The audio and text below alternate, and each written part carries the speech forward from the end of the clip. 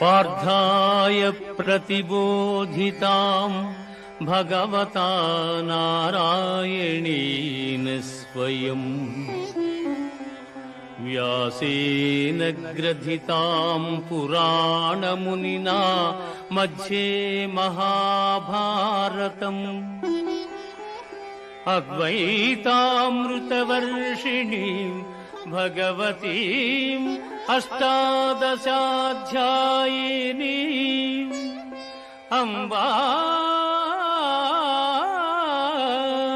త్వామనుసందధామి భగవద్గీతే భవద్వేషిణీం భగవద్గీతే భవద్వేషిణీం.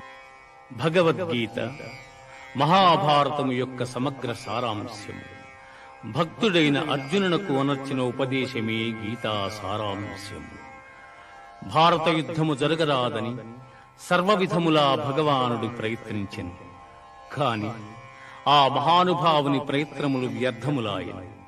అటు పిమ్మట శ్రీకృష్ణుడు పార్థునకు సారథి అయి నిలిచెను.